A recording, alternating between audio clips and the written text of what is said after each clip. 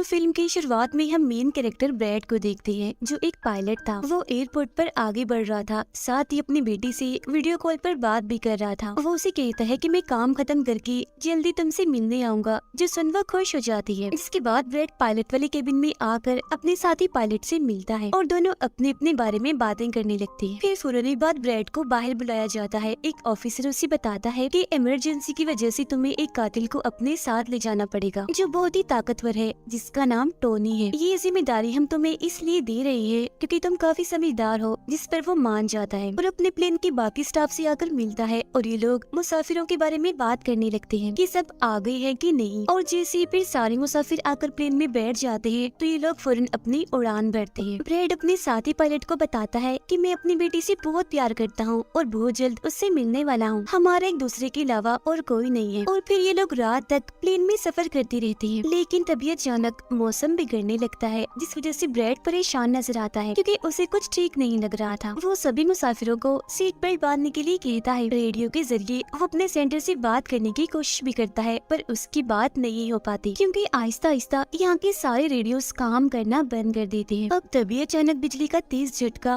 Plane से आकर लगता है, इस वजह से प्लेन हिलने लगता है। ब्रैड को फिक्र होने लगी थी, इसीलिए जब वो सारे मुसाफिरों को देखने जाता है तो उसे सुकून की सांस आती है क्योंकि सब मुसाफिर ठीक थे। पर यहाँ अब धीरे धीरे करके लाइट बंद होती जा रही थी। जिस बीच एक बार फिर प्लेन को झटका लगता है, जिससे ब्रैड गिर जाता है और उसके माथे पर चोट लग जाती है। इस सारी सूरत हाल की वजह से सारे ही मुसाफिरों की हालत खराब होने लगी थी। ब्रैड वापस केबिन में आकर अपने साथी के साथ मिलकर प्लेन को संभालने में लग जाता है। काफी मुश्किल टाइम था उनके लिए क्योंकि एक तो रेडियो काम नहीं कर रहे थे, ऊपर से स्क्रीन पर भी उन्हें आगे का कुछ भी दिखाई नहीं दे रहा था। तब ब्रैड कहता है कि हमें प्लेन को नीचे लाना होगा क्योंकि अगर एक और झटका लगा तो प्लेन तबाह हो जाएगा। तो फौरन ये लोग प्लेन नीचे लेने लगते हैं। सारे मुसाफिर डरे हुए थे। एक औरत फिर अपनी सीट बेल्ट खोल देती है। उसे देखकर टोनी का ऑफिसर भी ऐसा ही करता है। प्लेन क्योंकि नीचे की तरफ जा रहा था तो ऊपर वाली साइड से वो जोर से टकराते हैं, इतनी जोर से कि फौरन ही उनकी मौत हो जाती है। अचानक तेजी से प्लेन नीचे आने लगता है। तब ब्रैड और उसका साथी जल्दी से इसे कंट्रोल में कर लेते हैं। तभी एयर होस्टेस आकर ब्रैड को बताती है कि मुसाफिरों की हालत खराब हो रही है, जिस पर वो कहता है कि सबको संभालो, अपनी अपनी सीट्स पर बैठने का कहो क्योंकि जल्दी हम करीबी एयरपोर्ट पर उतरने वाले हैं। अब ये दोनों देखते हैं कि हम एक आइलैंड के ऊपर से गुजर रहे हैं, तो कोई और रास्ता फिलहाल ना होने पर ये इस आइलैंड पर प्लेन उतारने का फैसला करती है। वो कोई ठीक सी जगह देखकर फिर प्लेन को उतार ही देते हैं। हालांकि उन्होंने इमरजेंसी लैंडिंग की थी, पर फिर भी सही सलामत वो उतर ही गए थे। अब ब्रैड और उसका साथी तब खुश होते हैं जब उन्हें पता चलता है कि थोड़ी बहुत बिजली अभी भी प्लेन में है। इसके बाद ब्रैड सभी को नीचे उतरने का कहता है। उधर प्लेन की कंपनी का मालिक भी देख लेता है कि अचानक प्लेन कहीं गायब हो गया है क्योंकि उसने प्लेन को लैंड होते हुए नहीं देखा था और काफी देर से रेडियो खराब होने की वजह से उसका राब्ता भी नहीं हो पाया था, इसीलिए वो थोड़ा टेंशन में नजर आता है। अब एयर होस्टेस ब्रैड को आकर बताती है कि टोनी को लाने वाली ऑफिसर की मौत हो गई है। जो सुन ब्रैड को दुख तो होता है, पर वो उसे कहता है कि चलो जो भी हुआ अब बाकी मुसाफिरों का ख्याल रखो। अब सारे लोग इस सोच में थे कि हम यहाँ क्यों उतरे हैं, जिस वजह से ब्रैड सामने आकर बताता है कि इमरजेंसी की वजह से हमें यहाँ उतरना पड़ा। प्लेन में अभी भी थोड़ी बहुत बिजली मौजूद है, जिससे हम बाकी बिजली की चीजों को ठीक कर लेंगे। तब तक आप लोग यहाँ आराम से रहिए, खाना पानी मिलेगा और रहने की जगह भी, और आप लोग घबराइएगा नहीं, बहुत जल्द हम यहाँ से निकल जाएंगे। उधर प्लेन कंपनी के मालिक की मुलाकात एक रेस्क्यू एक्सपर्ट से होती है, जो ऐसे लोगों को खोज निकालने का काम करता है जो मुश्किल में कहीं फंसे होते हैं। कंपनी का मालिक उसे कहता है कि मुझे मेरे प्लेन की सारी डिटेल्स, जैसे कि वो कहाँ गया, उसके वर्कर्स, मुसाफिरों की सबकी जानकारी चाहिए। अब ब्रैड प्लेन के पास आकर उसे ठीक करने में लग जाता है, पर वो देखता है कि प्लेन में पावर बिजली काफी कम है, इसीलिए इनको इंतजार करना होगा क्योंकि रेडियो भी अभी काम नहीं कर रहे। फिर जब वो इस बारे में अपने साथी पायलट को बताता है तो उसका साथी नक्शा देखकर बताता है कि हम एक प्राइवेट आइलैंड पर फंसे हुए हैं। ये कोई आजाद जगह नहीं है, बल्कि यहाँ एक प्राइवेट आर्मी का कब्जा था, जो बुरे लोग थे क्योंकि उसमें सारे ही गुंडे थे और अगर उन्होंने हमें कोई भी नुकसान पहुँचाया तो गवर्नमेंट भी हमें नहीं बचा पाएगी। जो सुन ब्रैड कहता है कि अब कैसे भी करके हमें अपनी रेस्क्यू टीम को यहाँ बुलाना ही होगा ताकि वो आकर हम सबको बचा ले, क्योंकि यही एक रास्ता है यहाँ से निकलने का। अब ब्रैड सबके पास आकर उन्हें बताता है कि किसी खराबी की वजह से रेडियो अभी भी काम नहीं कर रहा। जो सुनकर सारे लोग काफी परेशान हो जाते हैं। ब्रैड उन्हें भी तसल्ली देता है कि हम आइलैंड की दूसरी साइड पर जाकर रेडियो को ढूंढेंगे और अपनी टीम से रेस्क्यू टीम को यहाँ भेजने के लिए कहेंगे, जो आकर आप सबको बचा लेगी और मेरे साथ टोनी जाएगा। ये कहकर वो टोनी की हथकड़ी खोल देता है और ये लोग आगे बढ़ जाते हैं।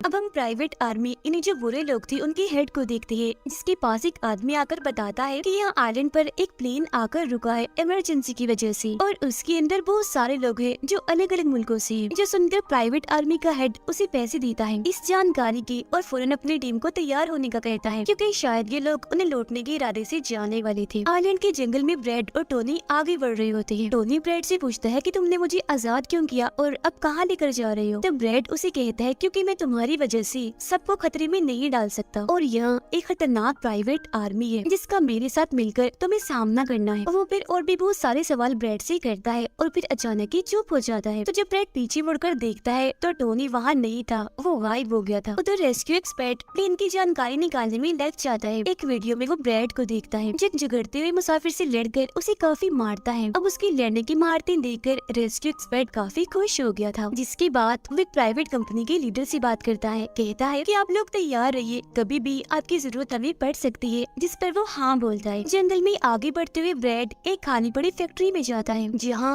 वो एक बंद रेडियो मशीन को ढूंढ ही लेता है और फिर उसे ठीक करके फोन लगाता है। हेल्पलाइन पर उसकी बात होती है, जिन्हें वो अपने प्लेन और इस आइलैंड के बारे में बताता है, लेकिन लाइन में कोई गड़बड़ी होने की वजह से सामने वाला इंसान उसकी बात सुन ही नहीं पाता। तब उसे एक आइडिया आता है, वो ये सारी चीजें अपने बेटे को लिखवा कर उसे अपने ऑफिस में बताने का कहता है। अब तभी एक आदमी आकर ब्रेड पर हमला कर देता है, तो वो उसे पकड़कर काफी मारता है और बेहोश कर देता है। तभी ब्रेड को महसूस होता है जैसे इस कमरे में कोई आ रहा है, इसीलिए जल्दी से वो छुप जाता है। पर वहाँ और कोई नहीं बल्कि टोनी था, जिसने बहुत सारे गुंडों को मारकर उनके हथियार ले लिए थे, और वो ब्रेड को आवाज लगाने लगता है। फिर जब ब्रेड सामने आता है तो कुछ हथियार वो उससे भी दे देता है। इसके बाद ये दोनों नीचे की तरफ आने लगते हैं। तब यहाँ उन्हें एक कैमरा मिलता है, जिसमें चल रही वीडियो से उन्हें पता चलता है कि वो खतरनाक प्राइवेट आर्मी यहाँ आने वाले लोगों को अगवा कर लेती है, और फिर उन लोगों की फैमिली से अच्छी खासी रकम लेती है उन्हें छोड़ने के बदले। जो देख वो समझ जाते हैं कि हमारे मुसाफिर भी खतरे में हैं। अब ये दोनों बाहर खड़ी गाड़ी में आकर बैठ जाते हैं और अपने मुसाफिरों की तरफ जाने लगते हैं। उधर जब सारी मुसाफिर बैठे हुए थे तो तभी उन्हें किसी गाड़ी की आवाज आती है। वो ये सोचकर काफी खुश हो जाते हैं कि जरूर ये ब्रेड है, पर ब्रेड नहीं, वहाँ तो वो खतरनाक प्राइवेट आर्मी थी। वो गोलियां चलाकर इन लोगों की तरफ बढ़ रहे थे। इन गोलियों की आवाज ब्रेड और टोनी ने भी सुन ली थी। प्राइवेट आर्मी का हेड पायलट से सभी मुसाफिरों की लिस्ट मांगता है। तब जल्दी से एयर होस्टेस उसे लिस्ट लाकर दे देती है। फिर वो हेड पूछता है कि तुम्हारा सीनियर पायलट ब्रेड कहाँ पर है? जिस पर वो बताता है कि किसी काम से वो जंगल में गया था, पर अभी तक वापस नहीं आया। इसी दौरान एक औरत वहाँ से भागने की कोशिश करती है, पर वो लोग गोली चलाकर उसे मार देते हैं। ये आवाज सुनकर ब्रेड उनकी मदद करने के लिए भागता है,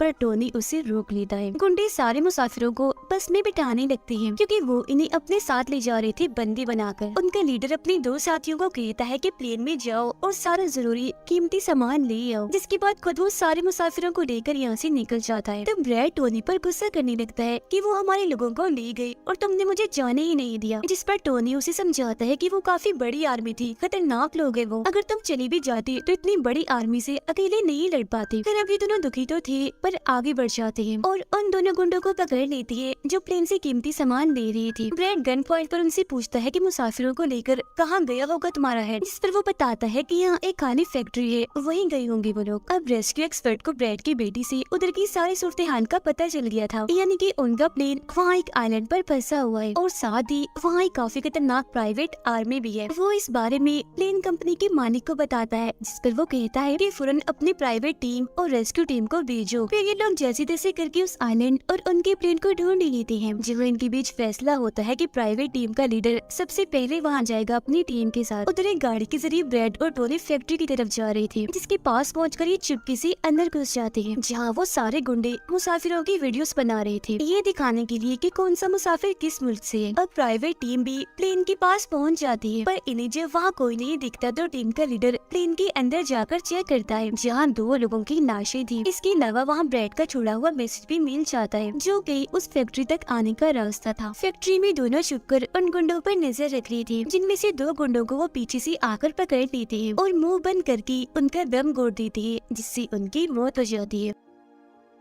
फिर ये खुफिया दरवाजे से आगे बढ़ते हैं और एक कमरे के बाहर जा पहुंचते हैं। उस कमरे के अंदर ही सारे मुसाफिरों को कैद किया हुआ था। वहाँ बहुत सारे गार्ड्स खड़े हुए थे, जिन्हें देखकर टोनी को काफी गुस्सा आ जाता है। इसीलिए वो वहाँ पड़ा हथौड़ा उठाकर एक एक करके सभी को मारता जाता है। फिर ब्रैड एक गुंडे से चाबी लेकर उन मुसाफिरों को कमरे से आजाद कर देता है। वो फिर सबको कहता है कि जल्द से जल्द प्लेन के पास पहुंचो, क्योंकि रेडियो के जरिए मैंने मदद मंगवाई है, रेस्क्यू टीम आती ही होगी। इसके बाद वो सब लोगों को बस में बिठाता है। तभी टोनी उसके पास आकर बताता है कि वहाँ बाहर बहुत सारे गुंडे खड़े हुए हैं, तो हम यहाँ से नहीं निकल सकते। वो जब फिर मुसाफिरों को परेशान देखता है तो कहता है कि मैं मुसाफिरों का ध्यान भटकाऊंगा, जबकि टोनी तुम सभी मुसाफिरों को यहाँ से ले जाना। जो कहकर ब्रैड वहाँ से निकलकर गुंडों के पास आता है। उनके हेड से बात करता है कि मेरी टीम यहाँ आ रही है, इसीलिए तुम मेरे मुसाफिरों को छोड़ दो। अब तभी गुंडे आकर उसे मारने लगते हैं और उनका हेड कहता है कि ऐसे कैसे छोड़ दूं, पैसों के बगैर मैं किसी को नहीं छोड़ता। जिसके बाद अब वो गोली से जैसे ब्रैड को मारने वाला होता है कि तभी प्राइवेट टीम यहाँ आकर उन पर हमला कर देती है। वो काफी गोलीबारी करती है, इसमें बहुत सारे गुंडे मारे जाते हैं। जिसके बाद वो ब्रैड को लेकर यहाँ से जाने लगते हैं, बस में बैठकर निकल जाते हैं। गुंडों का लीडर देखता है कि बाकी गुंडों के साथ साथ मेरा भाई भी मारा गया है, तो उसे काफी गुस्सा आता है। इसीलिए वो अपनी टीम को कहता है कि जल्दी करो, तैयारी पकड़ो और हाँ, किसी को भी मत छोड़ना, एक एक को चुन चुन कर मार देना। गाड़ी में ब्रैड उस प्राइवेट टीम से बात करने लगता है, तब उनका हेड उसे बताता है कि हम छोटी सी प्राइवेट टीम है जो बस तुम्हें यहाँ बचाने की मिशन में आई है, क्योंकि हम कोई रेस्क्यू टीम नहीं है। उन्हें आने में तो अभी और भी वक्त है। जो सुन ब्रैड घबरा तो जाता है, पर कहता है कि कोई बात नहीं, मेरे पास एक आइडिया है। इसके बाद ये लोग भी प्लेन के पास आ जाते हैं, जहाँ सारे मुसाफिरों को टोनी पहले ही ला चुका होता है। ब्रैड फिर अपने लोगों को कहता है कि प्राइवेट टीम हमारी मदद करने यहाँ आ गई है और अब उनकी मदद से हम प्लेन को चला लेंगे और फौरन यहाँ से निकल जाएंगे। तो आप सब लोग जल्दी से प्लेन में बैठ जाएं, क्योंकि हम रेस्क्यू टीम का इंतजार नहीं कर सकते, उन्हें आने में वक्त है और अगर हम यहाँ रुके तो उस खतरनाक आर्मी के हाथों मारे जाएंगे। जो सुनकर सारे लोग प्लेन में बैठ जाते हैं, जबकि ब्रैड प्राइवेट टीम के लीडर के साथ मिलकर प्लेन को ठीक करने में लग जाता है। जहाँ तभी वो गुंडे आकर इन पर हमला कर देती है, जिनको देखकर प्राइवेट टीम उन्हें रोकने में लग जाती है और यहाँ दोनों तरफ से ही काफी गोलीबारी होती है। पर इस टीम के पास काफी अच्छी गन्स थी, तो वो बहुत सारे गुंडों को मार गिराती है। ब्रैड टीम के लीडर को बताता है कि मैं अगले 5 मिनट में प्लेन को स्टार्ट कर दूंगा, मतलब कि चला दूंगा, जिसके बाद हम सब लोग उड़ान भरेंगे। फिर वो टोनी का शुक्रिया भी अदा करता है कि तुमने मेरा इतना साथ दिया। फिर ब्रैड गोलियों के बीच से ही होता हुआ अंदर आकर बैठ जाता है और अपने साथी पायलट के साथ मिलकर प्लेन चलाने लगता है। टोनी की गोलियां खत्म हो गई थी और जब वो प्राइवेट टीम का बैग चेक करता है तो उसे वहाँ पैसों से भरा हुआ एक बैग मिलता है। पर फिलहाल पैसों को ऐसे ही छोड़कर दूसरे बैग से गन लेकर दोबारा गुंडों से लड़ने लगता है, जहाँ तब तक ब्रैड भी पूरे प्लेन को घुमा भी चुका होता है। फिर वो प्राइवेट टीम भी प्लेन में चढ़ने लगती है। ब्रैड को प्लेन कंपनी का मालिक बताता है कि मैं तुम्हें कोई महफूज जगह बता दूंगा जहाँ तुम जा सकते हो। सभी लोग तो प्लेन में चढ़ जाते हैं, पर टोनी नहीं चढ़ता। वो पैसों से भरा बैग लेकर वहाँ से भागने लगता है। तब उसे जाता हुआ देखकर प्राइवेट आर्मी उनके प्लेन पर हमला कर देती है। उनका हेड प्लेन के सामने रॉकेट लॉन्चर लाकर उन्हें एक ही झटके में उड़ाने का सोच रहा था, लेकिन उसे टोनी देख चुका था। वो उसे गोली मारकर गिरा देता है, ऐसा करने से रोक लेता है। ये देखकर ब्रैड को बहुत खुशी होती है, जिसके बाद वो अपनी पूरी ताकत लगाकर प्लेन उड़ाने में कामयाब हो ही जाता है। इस वजह से टोनी भी खुश था और वो भी फिर वहाँ से चला जाता है। ब्रैड प्लेन को आइलैंड से दूर ले जाता है, जबकि प्लेन का मालिक उसे एयरपोर्ट का बताता है जहाँ ये लोग जा सकते थे, जो काफी करीब था। तब ब्रैड उस तरफ प्लेन ले जाने लगता है, पर एक बार फिर प्लेन तबाह होने लगता है। इसलिए ब्रैड दोबारा से इमरजेंसी लैंडिंग करवाता है और उनका प्लेन नीचे आने के बाद जंगल के रास्ते आगे बढ़ने लगता है। सब लोगों की जान बच गई थी, इसीलिए वो काफी खुश थे। उधर प्लेन कंपनी का मालिक और उसकी टीम भी बेहद खुश थी। ब्रैड और उसका साथी भी सुकून की सांस लेते हैं कि कम से कम वो उस आइलैंड से तो निकल आए थे और सबकी जान भी बच गई थी। कुछ ही देर में यहाँ इनकी रेस्क्यू टीम भी आ जाती है, जिन्हें देखकर सारे मुसाफिर खुश तो थे, साथ ही ब्रैड की बहादुरी पर तालियां बजा रहे थे। ब्रैड फिर सारे मुसाफिरों को रेस्क्यू टीम के साथ भेज देता है, जिसके बाद वो अपनी बेटी से बात करता है। वो इस बात से काफी खुश थी कि थैंक गॉड मेरे डैड जिंदा हैं। दोनों भाई बेटी बात करके बहुत खुश थे और इसी के साथ ब्रैड की बहादुरी की